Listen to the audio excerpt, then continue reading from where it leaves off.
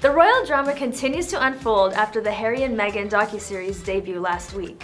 The 3 episodes focus on the life Harry and Meghan have been living behind the royal doors and after moving to LA.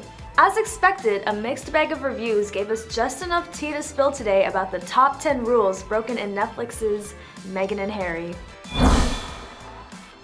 Starting off with number 10, it's no surprise American-born and raised Meghan had a hard time adjusting to the English culture. How likely is it for your in-laws to be none other than the royals? I don't know about you, but that is an insane amount of pressure. In an episode, Harry and Meghan recall Meghan's first ever meeting with the Queen, who also happens to be Harry's grandmother. After being told she was meeting late Queen Elizabeth II, Harry had to make sure his American wife knew how to curtsy. Like most people who are unfamiliar with the traditions of the royal family, she thought he was joking. So, do I need to go on YouTube and learn how to curtsy just in case I bump into a member of the royal family now? In number 9, Harry and Meghan seem to have broken royal protocol when they brought a photographer into Buckingham Palace without the Queen's permission while she was still alive. As most know, the Buckingham Palace is a big deal with strict rules that are to be followed. So naturally, seeing a picture of the couple holding hands while walking toward a door within the monarch's residence caused a stir. There is strictly no photography or filming allowed inside staterooms at the palace, and any filming or photography within the palace for commercial purposes requires permission, which was not given. Yikes, that's some drama. Harry and Meghan have reportedly signed deals with Netflix worth over $100 million. This is causing lots of backlash, I can only imagine. Speaking of learning the royal rules, Prince Harry says claims Meghan Markle broke royal rules were often fabricated. Within the docu-series, Meghan says before joining the family, she knew there was a protocol for how things were done. It is hard to adjust to a completely different set of rules. It's a good thing Google exists, where we can learn anything just by searching up a simple how-to. Meghan claims she had to practice the English national anthem.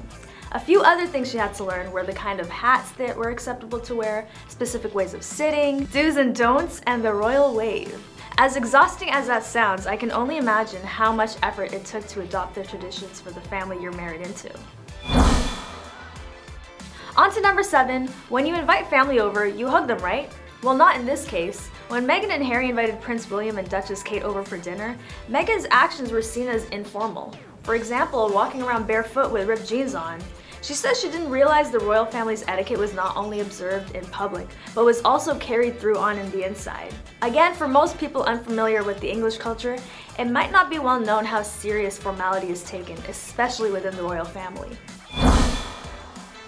The biggest news that shocked many was when the Duke and Duchess stepped back from their royal duties and made the big leap from London to LA in the beginning of 2020. Leaving your royal titles to go live a normal life seems like an option many other people would not consider taking, but the couple revealed they needed to step back from royal duties due to lack of support and understanding, which in turn seemed to really affect their mental health. A lot of people claim Meghan never wanted to stay in the first place and that the Duchess only wanted the money and status that comes with being part of the royal family without the responsibility. Especially because they moved to LA to live a quiet, peaceful life, which is not known as a quiet spot at all. A lot of drama is caused by the actions of these two, which many people find controversial.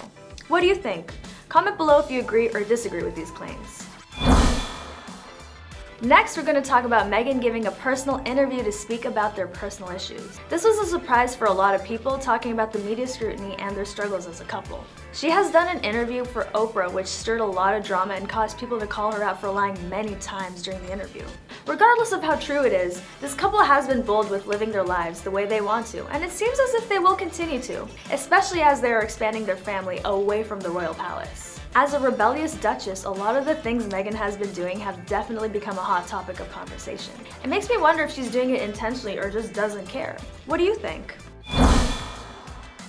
As we count down to the last few rules broken in the documentary, here are a few other times Meghan and Harry have bent royal rules just a little bit. Talk about being savage. There have been occasions where Meghan has worn dresses of a shorter length than other royal members usually wear. The couple's wedding was not on a weekday, which is royal tradition.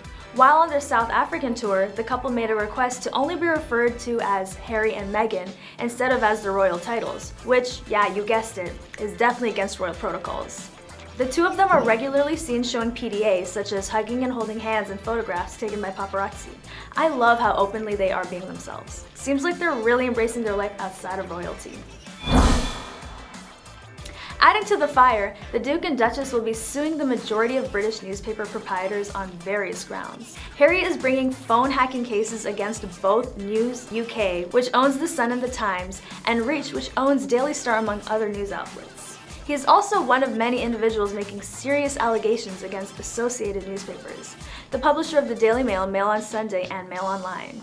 Meghan has already won a separate legal case against the Mail on Sunday after it published a private letter she sent to her father. The suggestions of misleading editing with several photos and clips taken out of context in the series has been causing waves in conversations about the couple's relevance, which is very controversial when it comes to the personal lives of the royal family.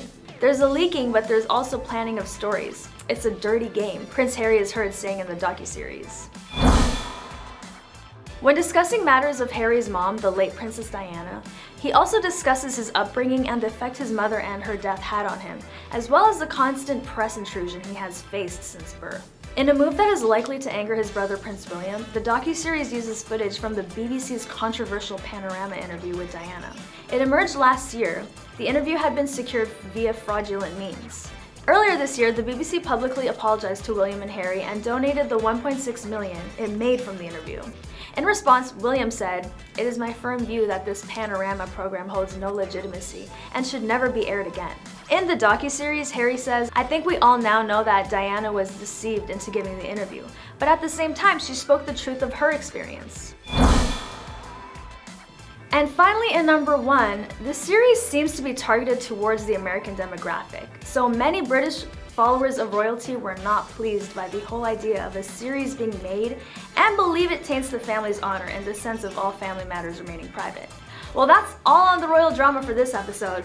I'm curious to know what you think about the docuseries so far, so drop a comment under the video. But if you haven't already tuned in and are interested in finding out more about this steaming hot English tea, you have the rest of the week to binge on this Netflix series. Don't forget to like, comment, and share this sizzling hot tea with your friends. Until next time, I'm your host Janina, and I'll catch you later on The Rich Life.